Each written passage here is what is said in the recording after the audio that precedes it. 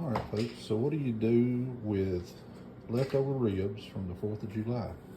You take Mrs. Buttersworth, take a cup of that, half a cup of water, then you take your rub you had left from 4th of July, and you drench these babies in that right there, and then you deep fry them.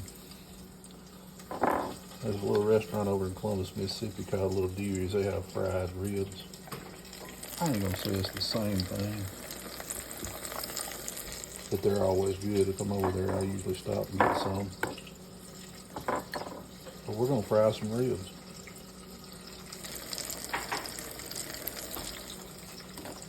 Takes about 5 or 6 minutes. We're gonna get 4 of those in there. And clouded their screen up.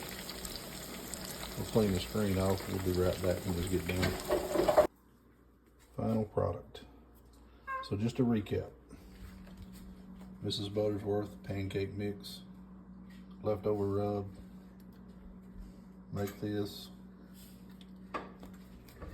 Dip those in this. Put them in that. And that's what we got. Awesome.